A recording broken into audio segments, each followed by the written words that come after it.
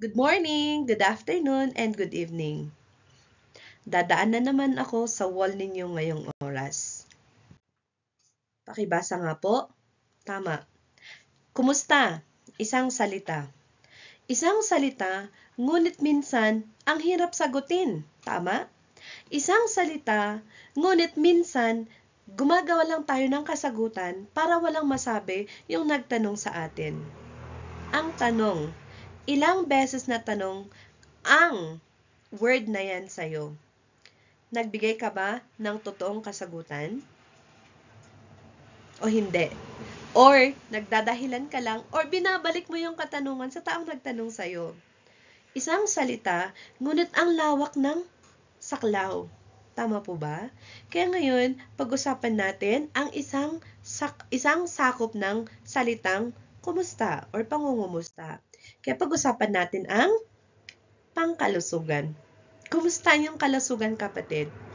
Alam mo po, based from my experience, more than 2 years na po na hindi ako nakakatulog ng husto, hindi ko nakukuha po yung at least 5 hours or 6 hours. Kasi yung baby ko natutulog siya, ang pinaka maagang tulog niya is 10 o'clock. 11, 12. Kaya definitely, natutulog naman ako ng 12 or 1. Tapos magigising ako ng 5 o'clock in the morning kasi kailangan ko mag-prepare para sa trabaho. Pero during Mondays, kailangan magising ng alas 4. So, pag matutulog ako ng alas 12 hanggang alas 4, grabe, kulang na kulang talaga ang tulog, ang himla, yung parang gusto ko nang umabsent sa trabaho, pero kailangan kong pumasok.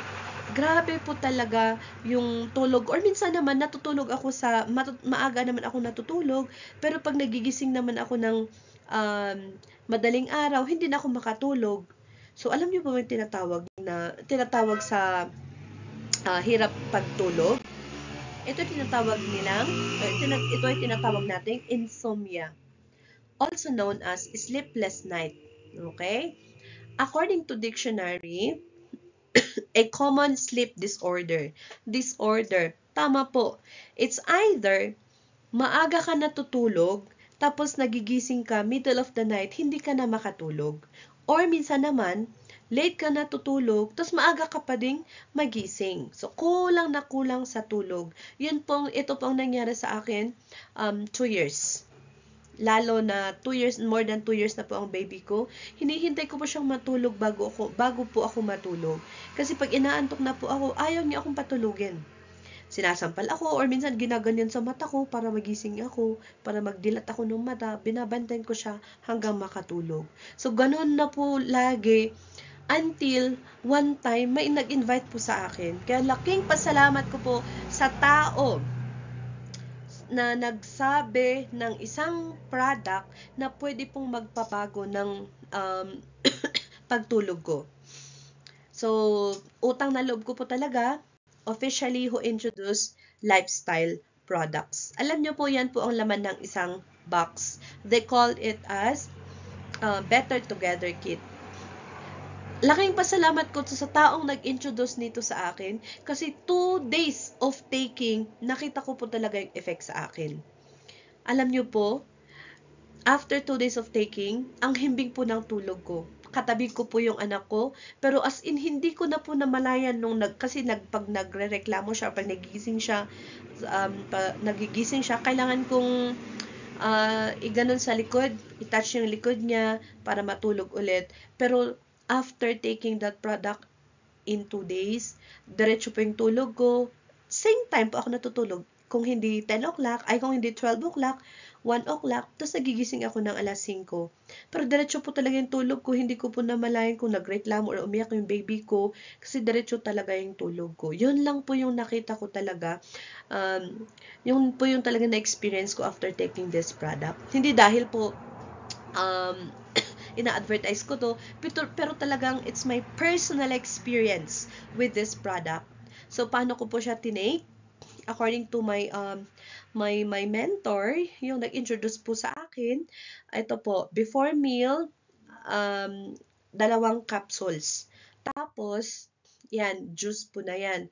So, 23 botanical extracts po yung laman, yung nasa isang bottle. So may yung parang 30 ml, dalawang ganon, dalawang 30 ml.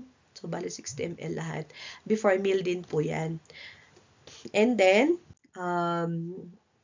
kakain ako, I will take this Nutria Plus and then CardioLife. So, 2 days of taking these products, nakita ko po talaga yung effect sa akin sa pagtulog. Tuloy-tuloy na po yan. Kahit po nagpupuyat ako, kasi nag-rush ako ng mga reports, lalo last week, almost ilang araw po akong nag-leave, pero at least kahit nagpupuyat ako, laking pasalamat po ako sa tulong nito. And of course, sorry, ang ginawa kasi dito, medyo nanibago ulit ako. Kaya, medyo inuubo tayo. Pero laking pasalamat talaga ako sa taong nag-introduce nito sa akin.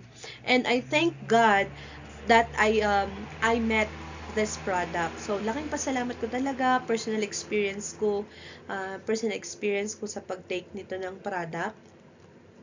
Ang Better Together kit, package or product, yun po talaga. And then, additional, binigyan ko po yung mama ko, sabi din na yun din po. Same kami ng experience kasi hirap din niya makatulog. Kaya minsan, nagigising siya pag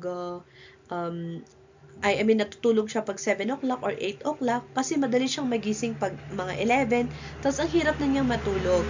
Pero, pag take nito ng product, nakita ko din po, kasi tinanong ko siya, grabe din yung himbing ng tulog niya. So, kahit nagpupuyat siya, kahit alas 10 siya natutulog, alas 11, pero at least pagkagising kinabukasan, maganda yung gising. Hindi yung parang as in ang tamlay mo, ang kulang talaga sa tulog. Kaya maraming salamat talaga sa products na to. Kaya kung gusto niyo po, kaya kung nakaka-experience din po kayo ng same experience with me, you may take the product. You may try. Wala naman po, no harmful in trying. And as they always say, that health is our greatest wealth. Kaya, alagaan ang inyong sarili ngayon para sa iyong kinabukasan.